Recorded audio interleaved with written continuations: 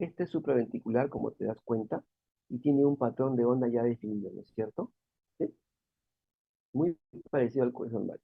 Si este QRS fuera ancho, sería una taquicardia de complejo ancho, en la cual no sabemos si es supraventricular o ventricular. Punto. No es el caso, es lo menos frecuente, de hecho. Y la taquicardia ventricular tiene una característica muy diferente, si te das cuenta, ¿no? Este es supra, este es ventricular. Si la onda que tienes tú acá, esta onda que tú ves en una derivación, es igual en todos los complejos, es una taquicardia ventricular monomorfa, ¿de acuerdo? Pero si en esta derivación que tú estás viendo tienes más de un complejo diferente, quiere decir una onda así, otra onda diferente, y se mezclan ondas de distinto comportamiento, se llama onda o taquicardia ventricular polimorfa. ¿Cuál es el problema con esa polimorfa? Esa polimorfa quiere decir que hay más de un foco descargando a nivel anormal en el ventrículo. Y cuando hay más de un foco, estás más cerca de una fibrilación ventricular, o sea, cerca de la muerte del paciente. ¿Ok? ¿Vieron ustedes en los videos de RCPC básica cómo es una fibrilación ventricular? El corazón no se contrae realmente. ¿Esta taquicardia puede que tenga aún presión arterial? Sí. Y de acuerdo a ella es que sea la terapia que estamos comentando. ¿Sí? Dame un momento para buscar lo. Doctor, lo que pasa es que nosotros hemos resolvido ese caso y usted nos dijo que era una taquicardia supraventricular paroxística. El mismo caso. Claro, lo es. Este de acá. Espérate. Pero el caso que, y usted lo ha presentado en la clase como una taquicardia ventricular eh, monomorfa, ese justo. Y por eso me quedaba ahí la duda. Esto no es jamás una taquicardia supraventricular. No sé, de repente te has confundido tú, porque este es el único que tengo de ventricular acá y el único que tengo acá de supraventricular normal son estos dos, son bien diferentes, fíjate de paso. No, doctor, justo yo grabé la Ujú. resolución y lo estoy viendo y sí nos presentó el caso como una supraventricular. Mi compañero le dijo y usted dijo que estaba bien, por eso la duda. A ver, salvo que me haya confundido en el caso clínico, por eso hacía que lean los casos, porque estos son 8 casos clínicos que han visto hoy día. Puede que me haya confundido en uno de ellos, pero este es supraventricular paroxística y este es ventricular. Y Monomorfa. son groseramente diferentes, ¿no es cierto? Digo groseramente a propósito, dígase de paso. Claro, son las más frecuentes, dígase de paso, las dos más frecuentes y que requieren manejos urgentes, ¿no? Estos que estamos viendo son básicamente, también el de acá, inclusive el del infarto agudo de miocardio, todas son condiciones prearresto. Quiere decir que si no las manejamos, seguramente el paciente va a terminar con una patología o con un paro cardíaco cuyo pronóstico va a ser mucho más sombrío, ¿no? Muy bien. A ver, ¿alguna pregunta? Mm, Doctor, una pregunta.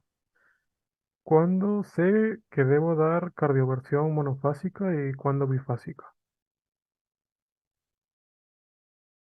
La cardioversión nunca es bifásica. Es solo, a ver, hay dos tipos de desfibriladores. Hay un desfibrilador monofásico, que es un desfibrilador que, a ver, bueno, no sé si la pizarra estará por acá, la pizarra en blanco, está por acá, no, a ver,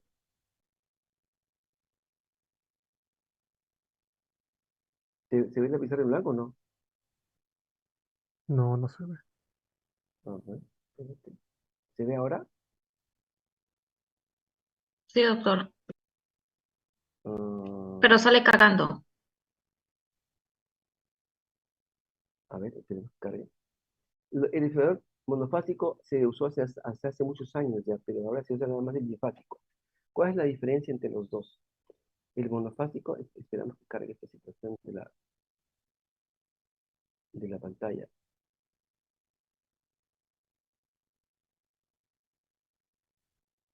El monofásico dirige el flujo de corriente de la base al ápex. Nada más que es normalmente como la corriente va, ¿no es cierto? Y se queda allí.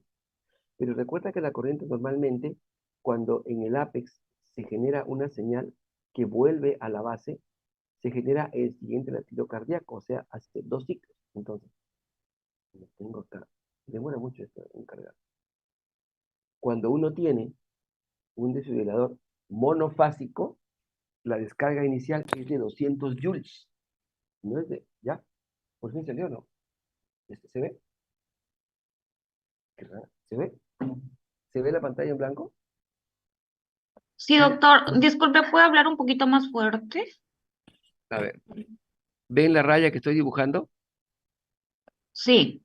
Ya, el rayo va de aquí a aquí en el monofásico, ¿de acuerdo? Ya no se emplea el monofásico. En el monofásico se cardiovertía básicamente en 200 joules de inicio, una sola descarga. En el bifásico se descarga con 100. ¿Y cuál es el bifásico? El que hace este ciclo, no tengo colores, primero hace esto de acá y luego vuelve la corriente hacia acá. Quiere decir, cumple un ciclo más fisiológico la descarga que estamos dando, ¿de acuerdo? Entonces, ahí con 100 joules basta. Y repito, debe colocarse en la modalidad sincrónica, que es finalmente aquella modalidad que permite que detectando un QRS normal es que se haga la descarga correspondiente, ¿de acuerdo? No coloques monofásico en tus respuestas porque ya nadie va a colocar monofásico ahora ya. Todo es el DEA y el desfibrilador bifásico que tenemos en todos los establecimientos. Hay algún monofásico de repente en algún hospital un poco antiguo. Ahí los protocolos son diferentes. Por ejemplo, la descarga para una fibrilación ventricular, no es con 200 joules, es con 360 joules.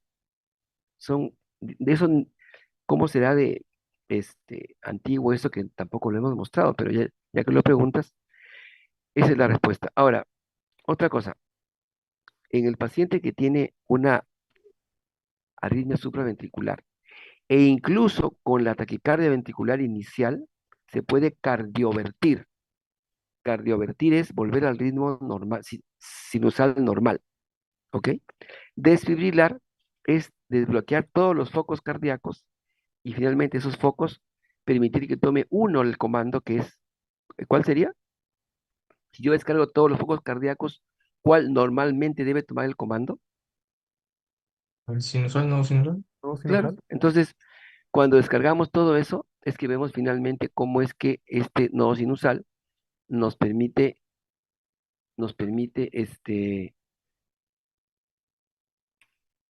volver al ritmo cardíaco normal. Ahora, no es raro que este paciente tenga una arritmia diferente a la que estamos comentando, pero son las menos, ¿ah? Son las menos. Más son taquicardias supraventriculares, taquicardias ventriculares. A ver, y colocamos también un algoritmo de bradicardia. Ese algoritmo de bradicardia, ¿qué les pareció? ¿Cuál sería la primera de las medidas a tomar en este paciente? Una bradicardia severa. Atropina, ¿Qué doctor. habría que hacer ahí? ¿Cuánto le colocas de inicio de atropina? 500.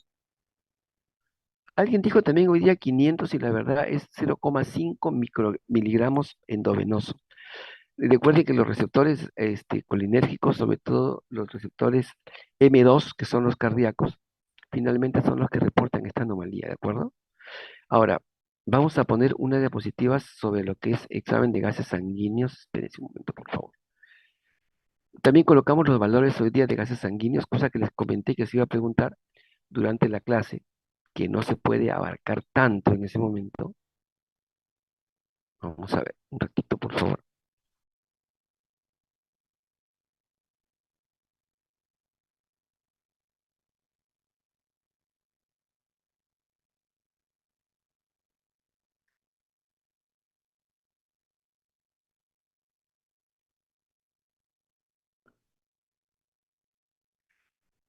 A ver, empezamos con esto.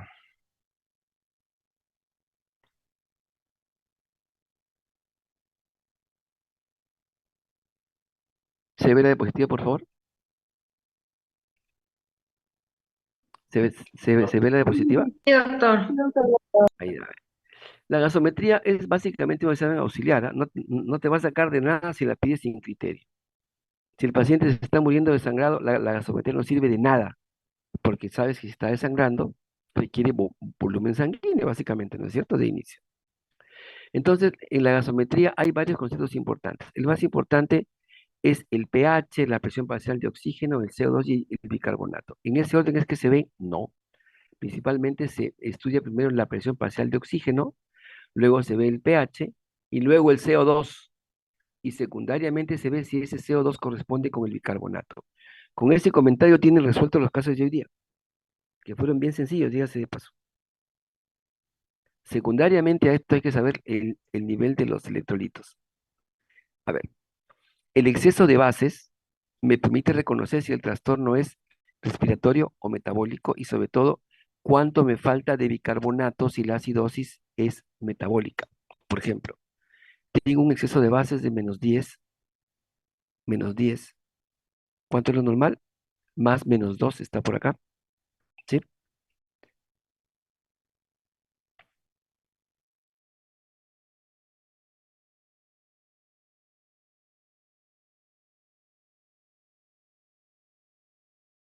Del bicarbonato por 10 me da ¿cuánto? 180, ¿cierto? ¿Sí? 180 miliequivalentes es lo que me falta en este momento de bicarbonato. Bueno, la mitad se lo pongo en la primera hora, 90. Y la otra mitad se lo pongo en las 2 horas siguientes, 90 más. ¿Sí? ¿Tiene cuánto cada ampolla de bicarbonato? 20 miliequivalentes. O sea, aquí son 4 ampollas y media y acá 4 ampollas y media. Para eso me sirve el exceso de bases, ¿de acuerdo? Para calcular la cantidad de bicarbonato que estoy colocando en el paciente. Número 2, tenemos también en el caso de, voy a borrar esto de acá para que no quede grabado. En el caso de los valores normales de calcio, recuerden, ¿cuál es el calcio que nos interesa? ¿El total o el iónico? ¿Cuál es el nivel de calcio que me importa? ¿Todo el calcio o nada más el iónico? Importa únicamente el calcio iónico, ¿no es cierto? El calcio iónico tiene valores básicamente no están acá, acá están de 1,1 a 1,25 milimoles por litro. Acá nos usan miligramos, si lo sabían en miligramos, piensen otra vez. El valor del lactato no es que sea muy alto, muy bajo, siempre debe ser menor de 2. Recuerden esto de acá, esto de acá. Cuando sube de 2 habla de hipoperfusión tisular y seguramente de un pronóstico más sombrío del paciente. A mayor lactato, mayor mortalidad de los pacientes. ¿De acuerdo? ¿Qué más tenemos por acá? A ver.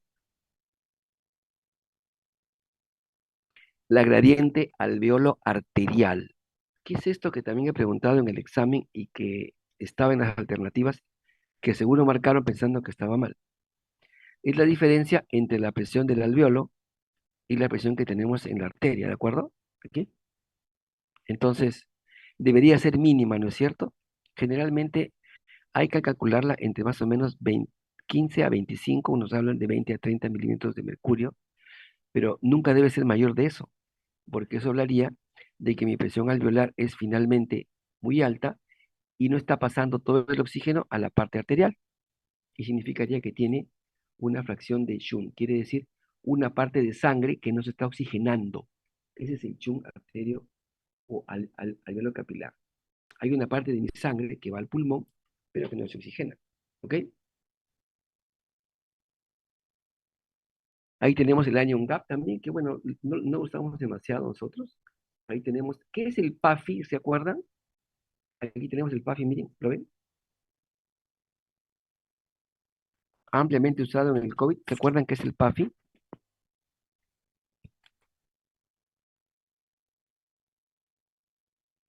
Es la presión de oxígeno sobre el FiO2. Si ustedes calculan en este momento su PAFI, están con una presión de oxígeno más o menos, vamos a ponerle 100 que tienen en este momento, que es lo normal, 60 a 100. Su FiO2 es 0,21. ¿Cuánto es este valor de acá? ¿Cuánto sale?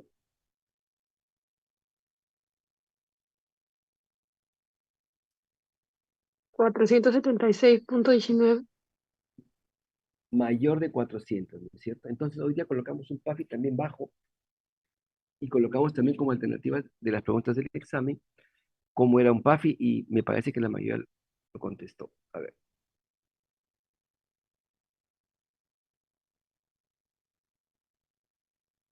Si no tenemos un examen de gases arteriales, nuestra apreciación va a quedar siempre muy corta Lo ideal sería tener un examen de gases para saber cómo está el aparato cardiovascular, respiratorio y metabólico del paciente, además de ver los electrolitos. Y hablando de electrolitos, tenemos que ver esta ecuación de acá. Bueno, recuerden, acidosis y alcalosis. Y recuerden de que es una constante que va entre dos. Si sube uno, sube el otro, ¿de acuerdo? Si sube bicarbonato, sube el CO2. Si baja bicarbonato, baja el CO2. Van en la misma dirección. ¿Qué pasaría si el bicarbonato es normal, pero el CO2 está alterado? Tendría un compromiso inicialmente dado por el CO2 y secundariamente otro añadido porque el CO3 no se ha colocado al nivel del CO2. Vamos a verlo eso en un caso clínico. Miren acá el 0,3 que hemos visto hace un rato, que es el multiplicador del bicarbonato, ¿recuerdan? Ahí tenemos las diferencias entre las principales anomalías del estado metabólico y cómo se compensan estas.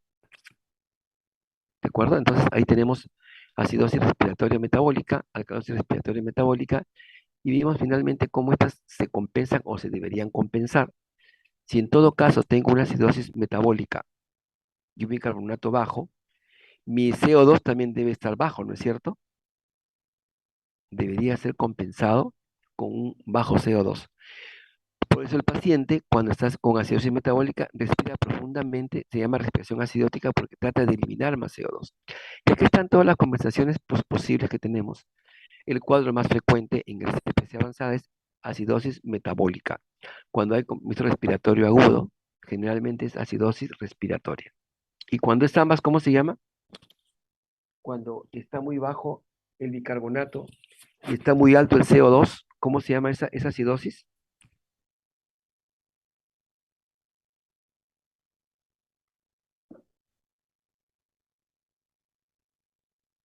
Acidosis, ¿cómo se llama? Acidosis mixta, ¿no es cierto? Muy bien, seguimos. Hay varios métodos para sacar hay un PDF que creo que le pasé a la delegada del grupo anterior, de cómo calcular el bicarbonato y finalmente llegar al diagnóstico asociado en lo que haga. Ahí tienen los niveles de los electrolitos. ¿Cuánto es el nivel de cloro en sangre, por favor? A ver, ¿alguien lo sabe?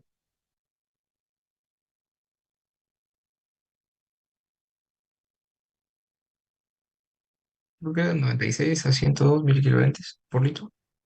110 mil equivalentes. ¿Cuál es el nivel de sodio? De 135 a 145 miliquivalentes por litro. El nivel de potasio De 3,5 a 4,5 más o menos. a 5,5. ¿De acuerdo? A El 5. nivel de calcio, Ese era de 5,5. 1,1 El a... nivel de calcio, El total o el iónico, doctor. el iónico, acá El únicamente iónico potasio. 1.15, 1.35, doctor. Claro. a Entonces, si 1,3. tienen claro esto de ahí, el resto es sencillo, porque recuerden, los cambios metabólicos que hemos visto hace un momento también afectan los electrolitos, ¿de acuerdo? A ver, uno de los trastornos que menos está originando paro, no origina paro cardiorrespiratorio, esto por si acaso, ¿ah? Es bien lejos de que origine un paro. Puede que sea una complicación del paro más que un origen del paro, son los trastornos del sodio, ¿de acuerdo? La hiponatremia o la hipernatremia originan más trastornos neurológicos. Ahí tienen ustedes la hiponatremia, el cuadro más importante cuando es leve, moderada o severa. Aquí está. ¿Sí? Y la hipernatremia, que no está acá, bueno, encima de 145 milimoles por litro, generalmente origina los mismos trastornos, sobre todo cerebrales. ¿Ok? Entonces, sabiendo la osmolaridad plasmática, ¿cuánto es la osmolaridad plasmática? ¿Cuánto es la osmolaridad plasmática? ¿Alguien lo sabe?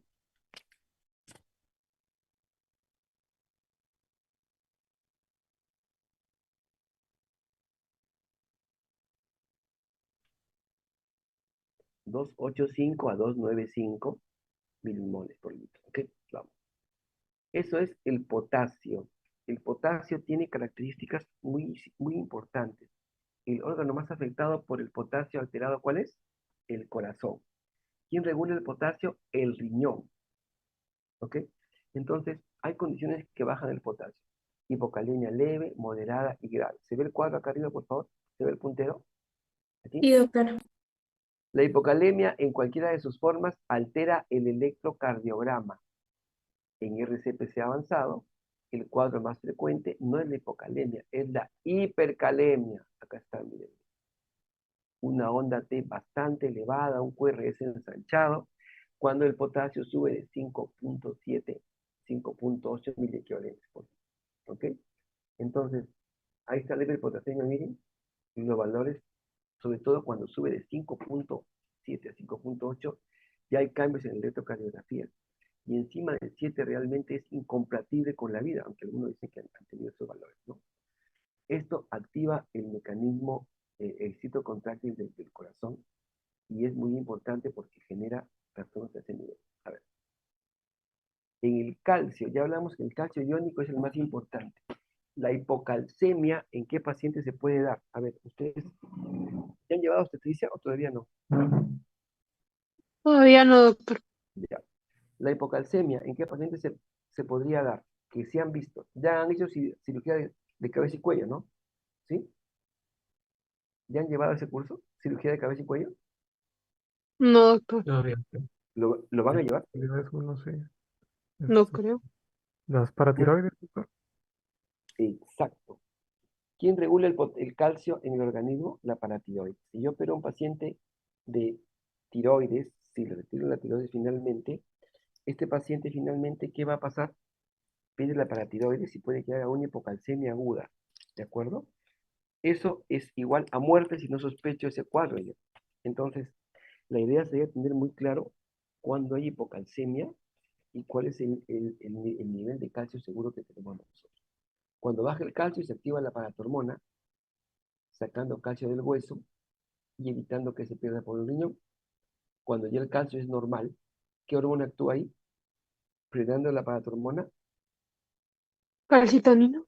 la calcitonina que la produce la tiroides, ¿cierto? Muy bien. Entonces, hipocalemia o hipercalemia, siempre presente con el calcio iónico. Ahí tiene todo el manejo del calcio.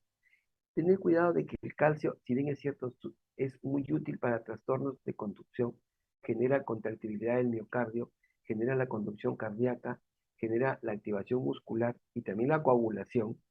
El valor finalmente que nos importa tiene que ver básicamente con la presión arterial, ¿de acuerdo? Si hay hipocalcemia, hay hipotensión y bradicarias sostenidas. Y si yo al paciente le doy 50 ciclos de RCPC, no va a pasar nada con el paciente. Debo sospecharlo o en todo caso debo comprobarlo con un ARA. Ok, ¿alguna pregunta de esto, por favor? Vamos a pasar solo a un caso que vemos hoy día. Un momento.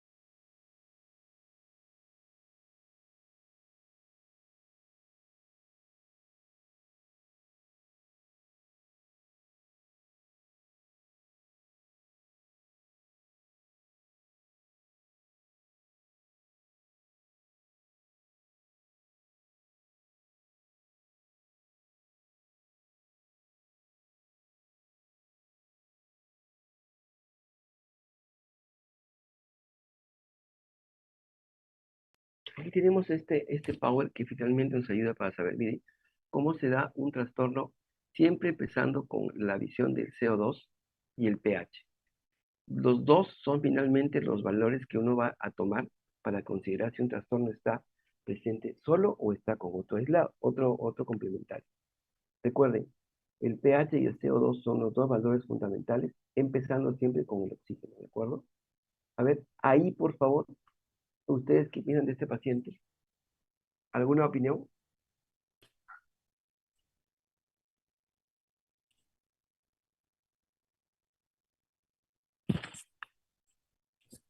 ¿Su presión de oxígeno es normal o no?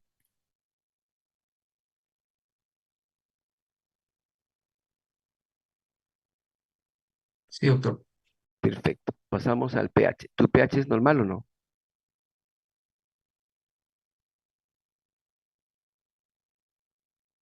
¿Sí o no? Menos 7.2. 4.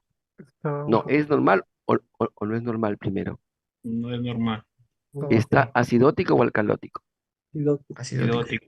Perfecto. Ahora ve tu CO2. Tu Ahí sí CO2 hay está Ha alcalosis. en disminuido. Está 25. abajo. Espérate un ratito. No te apures, no te apures. Está bajo. ¿De acuerdo? Muy bien. Pero ¿cómo está tu bicarbonato? Está mucho más bajo, ¿no es cierto? Entonces, ¿este paciente qué tiene? Una acidosis Metabólico. metabólica. ¿Y cómo está que la compensa? Botando CO2, ¿no es cierto? Porque también Así es. tiene que bajar, ¿sí o no? Una alcalosis respiratoria. Espérate, una acidosis metabólica descompensada porque el pH está alterado con una aparente cifra de CO2 que no corresponde con el bicarbonato, ¿cierto? O sea, estás llegando a una acidosis respiratoria con una compensación parcial del CO2. El CO2 debería bajar más al nivel de este bicarbonato y no lo ha hecho. Acidosis respiratoria descompensada, ¿de acuerdo? Acidosis metabólica, perdón, descompensada. ¿Qué te parecen los electrolitos? ¿Están normales?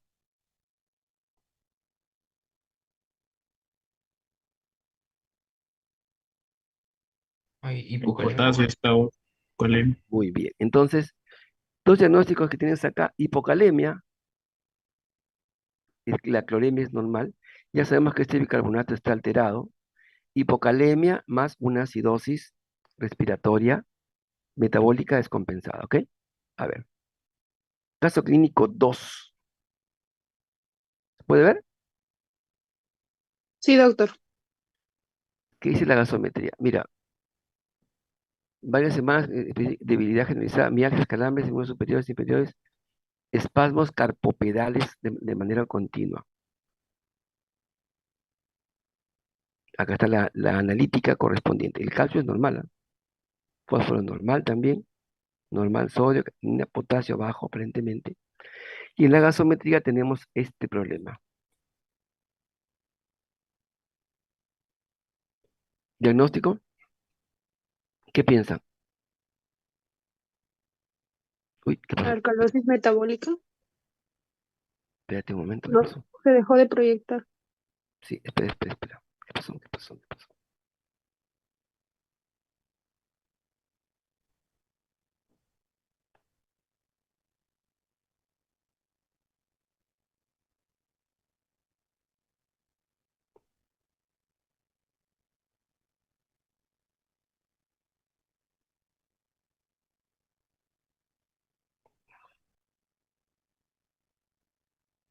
Ya, acá está. A ver, ¿ustedes qué dicen acá? Una alcalosis. ¿Qué está subido más, el potasio o el CO2? Perdón, ¿el bicarbonato o el CO2? ¿Qué está más elevado? Más El alterado. bicarbonato. Hormonal. Una alcalosis metabólica. Ahora, si sube este bicarbonato, el CO2 no está a este nivel, ¿no es cierto? Es una alcalosis metabólica descompensada. Vean los electrolitos. ¿Se pueden ver o no? ¿Asociada a qué? A una Hipocalemia. hipocalemia. Entonces, miren, esta mujer que no tiene síntomas específicos, que seguramente tiene procesos de síndrome conversivo continuos, aquí está la fórmula, ¿Qué bicarbonato yo espero, o perdón, qué presión de CO2 yo espero con un bicarbonato en alcalosis metabólica? Esto de acá, 0,7 por el bicarbonato real, más menos 21,2. Entonces, esta fórmula que está en el PDF que les he comentado, permite diagnosticar lo mismo. Ustedes han llegado a alcalosis metabólica. Si el PCO2 estuviera en el nivel adecuado, sería compensada. Si estuviera mayor, sería una acidosis respiratoria. Y si fuera menor, sería una alcalosis respiratoria sobreañadida. Es importante calcular el CO2 que se necesita y eso está, como les digo, en el PDF que ya he comentado para que revisen. A ver, ahí está. Está o no compensado el cuadro. Eso es muy importante. En el caso de ustedes, a ver, último haga. Este paciente que tiene, Una acidosis respiratoria. muy bien, descompensada, ¿no es cierto? Sí, de punto Ajá. 24, ¿ok? ¿Y a qué le asocia la acidosis descompensada? Que no has visto por el apuro de ver el pH. No, hipoxemia. Ok, entonces este paciente tiene una neumonía severa, hipoxemia asociada a acidosis respiratoria. ¿Ese qué tipo de insuficiencia respiratoria es? ¿Se acuerdan? ¿Es uno, dos Es o mixto? tipo ah, uno, hipoxémica. ¿Y el CO2 No, porque elevado? el CO2 está El elevado. CO2 Hazme es, dos. es hipercárnica entonces. Tipo Entonces, 2. ¿y cuando son las dos, cómo se llama? Cuando bajó el oxígeno y subió el CO2, ¿cómo se llama? Insuficiencia respiratoria mixta, ¿de acuerdo? Tres, tipo 3 creo. El tipo No. 3 y el 4 es el postoperatorio. Ujú. Traten de calcular siempre con estas fórmulas que estamos viendo cuando la acidosis es aguda o es crónica. ¿Quién es un paciente acidótico crónico, por ejemplo? A ver, muchachos. Uno nada más. Que lo van a ver a cada rato. Por todos lados lo van a ver, ese paciente. El enfermo renal.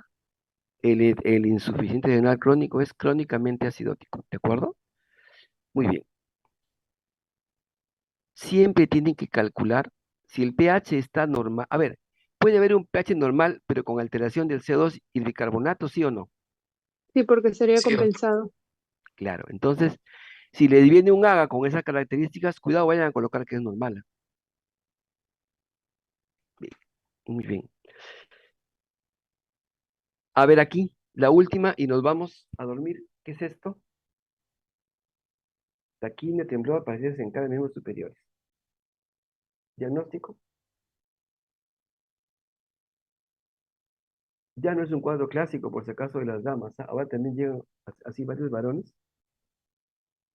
Cuando la dama le revisa el celular, sobre todo, llegan un poquito alterados. Ah, es Alcalosis ¿cómo se dice? respiratoria. Sí, sí, Ajá, por ¿cuál es el tratamiento? hiperventilación. ¿El Ah, tratamiento cuál es? ponerle una bolsa ¿Para qué? para que inhale su propio CO2, pues, ¿no? Y se estabilice. Perfecto. Alcalosis respiratoria aguda, como ustedes lo acaban de decir, muy bien, acá está la fórmula para ver el bicarbonato esperado, ¿ok? Muy bien, chicos. El examen viene en estas características. Si tienen a un paciente con neumotórax, un paciente con taponamiento cardíaco, obviamente ni masaje, ni haga, ni nada. Hay que hacer terapias directamente de intervención. Hay que hacer drenaje pericárdico o en todo caso la intervención de drenaje del el neumotórax asociado a un neumotórax de tensión. Las preguntas del examen de hoy día y las que vienen en el examen teórico son muy parecidas, pero no son las mismas. Por favor, de los tres casos de Haga son sencillos. Si han atendido bien a la clase de ahorita, se van a sacar en esas tres preguntas tres buenas. Y Doctor, también en el disculpe, lecto. ¿podría enviarnos el PDF del AGA? Porque la verdad es que no tenemos contacto con la delegada anterior. ¿Quién era la delegada anterior? Tampoco tengo yo Ajá, contacto. dijo que le había enviado a usted un PDF de lo que es Un AGA, paquete de pero... PDF. Lo que tengo Ah, que lamentar por mi situación es que no haya sido esto presencial y lo que lamento también es que hayamos tenido poco contacto, pero por favor, en la medida que todo esté claro, excelente. Si no, en este momento por interno le paso, ¿está por ahí todavía Maribel? soy Maribel yo, está por doctor, acá. la que está hablando. Ah, vaya, Maribel, hay tantos cuadros que yo me confundí. Maribel, te voy a pasar ahorita 3 PDFs. Uno va a ser este de acá que estamos viendo. Pues, pero va a ser sencillo el examen. O sea, lo que quiero que sepan es que es acidosis metabólica respiratoria, fundamentalmente, y alcalosis, sobre todo, respiratoria. Nada más. Y Niveles de electrolitos. Eso debe estar claro porque no puedo seguirles a ustedes que han tenido, creo yo, una formación un poco discutible en la cuestión de hacerla virtual. Solo quiero cosas elementales para que se puedan defender. No estoy que coloco mucho sustento teórico, estoy que voy más a la parte práctica. Esto lo van a ver en el hospital, les van a preguntar. Lejos del examen, quiero que lo aprendan básicamente para que puedan absolver todas sus preguntas en el bendito pasaje por el hospital. Ok, doctor, chicos, dime, para el examen, los casos de Haga van a venir con las fórmulas para ver si está compensada, no compensada o lo básico. a ver, Maribel, te coloco así nada más de boca un caso. Si tú tienes un pH en acidosis y Ajá, tu CO2 es normal y tu bicarbonato está en 16, tú dirías que es una acidosis compensada o descompensada, 7.21 de pH, descompensada, bacán. Pero tú dirías de que tienes acidosis solo metabólica o también respiratoria. mix, mm, mixta, Claro, piensa en una cosa, es metabólica porque tu CO2, tu bicarbonato está bajo, ¿no es cierto? ¿Sí? Y tu CO2 claro, también debería bajar. Pero si tu CO2 es alto, eso es acidosis respiratoria, ¿cierto? ¿O no? claro, Eso va a porque venir. disminuye el pH y aumenta el CO2. Perfecto. Eso va a venir. Coloca acidosis mixta y tienes, ya, esa pregunta está adecuada. Van a venir solo para que pienses, más que formular, quiero que pienses que ambos van de la mano y la compensación debe ser similar. No van a venir casos muy complicados, obviamente, ¿no? Pero sí una introducción a que entiendan básicamente esas dos patologías. ¿Estamos de acuerdo? De lo que hoy día hemos conversado, el 90% viene en el examen, ¿ah? Los electros, las patologías, todo. Por favor, atentos. El examen tiene que ser una oportunidad de que mejoren un poco lo que están aprendiendo. ¿Cuándo es el examen, Maribel? ¿El El sábado? 20, doctor. El sábado, el lunes 20. Bueno, si alguien tuviera algún problema en interpretar esto el día sábado en la tarde o en la noche, quieren hacer un pequeño Zoom para explicar lo que no esté claro, encantado. Sí, Yo doctor, por me siento muy Sí, favor. respondible doctor, con el ustedes. lunes, Sí, doctor, el por sábado en la favor, el noche. sábado de la noche, Ya, otro pero repaso. lean y estudien. Yo les pongo puro caso clínico ese día y lo resolvemos juntos, chicos, ¿de acuerdo? Por De favor, acuerdo, doctor. el trauma que tuvieron hoy día los de la mañana lo calman un poquito, lo calman un poquito. Yo veré cómo hago con las notas que vamos a subir. Lo importante, como se han dado cuenta, no es el examen que han dado hoy día ni la práctica, es el teórico. Yo voy a manejar las notas de modo que no estén perjudicados, pero por favor, el teórico viene así y las preguntas las voy a colocar yo. 8 preguntas de avanzado y 8 de básico, prácticamente similares a las de hoy día. Así que si hoy día he visto varios 20 en el básico, cosa que me alegró, el básico lo van a sacar muy rápido y el avanzado también. Lo otro que preguntan es de intubación, los ejes, preguntan cómo se intuba, preguntan los anestésicos locales, o sea, es un poco lo que está en la clase básicamente, ¿ah? Lean sus clases que han hecho con los colegas y de eso viene bastante. También la doctora Elvia Sánchez es muy concreta preguntando, ¿ah? Muy concreta, muy clara y creo que también van a ser preguntas accesibles. Chicos, paso los PDFs y nos vemos en todo caso el sábado si hace falta, ¿sí? Un fuerte abrazo, Sí, muchas gracias. doctor. Hasta luego. Muchas Gracias a gracias, usted. doctor.